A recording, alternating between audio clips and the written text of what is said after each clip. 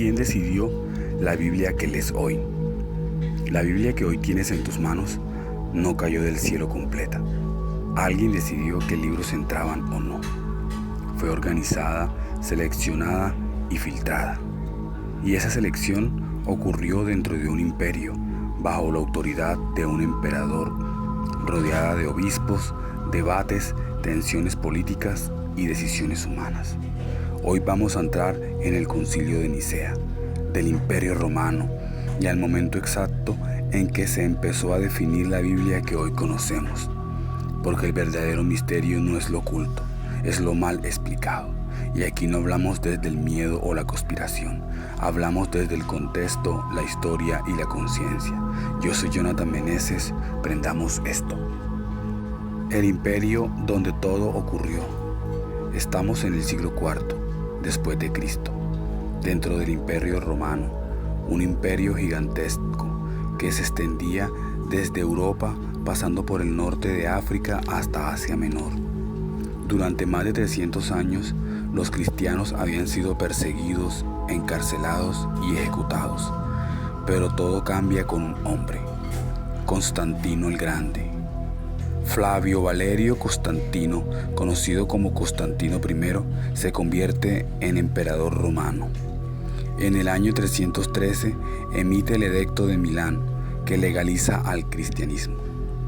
Por primera vez, la fe cristiana pasa de ser perseguida a ser protegida por el poder imperial. El cristianismo deja de ser solo una fe y empieza a ser una herramienta de unidad política. El problema interno del cristianismo. Pero Constantino se encuentra con un grave problema. El cristianismo no era una religión unificada, existían múltiples corrientes.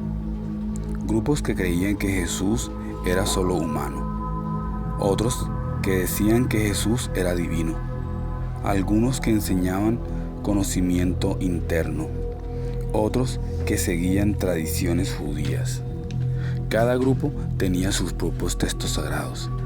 Los textos que estaban circulando en ese momento eran el Evangelio de Tomás, el Evangelio de María, el Evangelio de Pedro, cartas apostólicas, apocalipsis alternativos. Para un emperador eso era un caos. ¿Por qué Constantino convoca el concilio?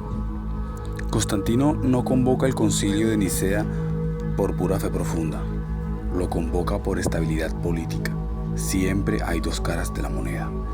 Un imperio dividido por la religión era un imperio débil. El Concilio de Nicea sucede en el año 325 después de Cristo en la ciudad de Nicea, actualmente Turquía. Constantino ordena reunir a los líderes cristianos más influyentes del imperio. ¿Quiénes asistieron al Concilio de Nicea?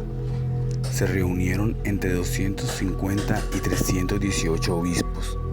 No eran campesinos ni creyentes comunes.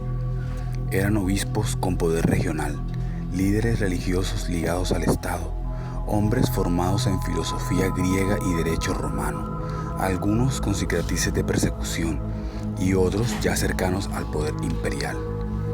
Provenían de todas partes, de Roma, Alejandría, Egipto, Antioquía, Jerusalén, Asia Menor, norte de África.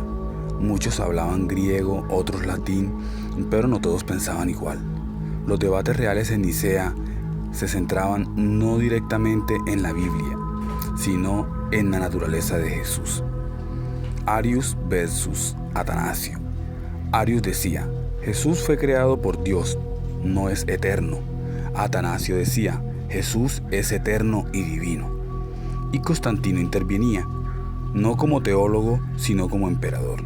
La doctrina que ganará sería la doctrina oficial del imperio. La posición de Arius fue condenada, sus escritos fueron quemados, sus seguidores perseguidos. ¿Se decidió la Biblia en Nicea?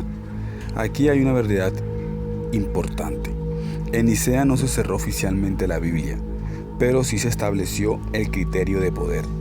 Desde ese momento, solo los textos alineados con la doctrina imperial serían aceptados. Más tarde, en el Concilio de Hipona en el 393 y en el Concilio de Cartago en el 397, ahí se define el canon que hoy conocemos. ¿Por qué quedaron libros por fuera?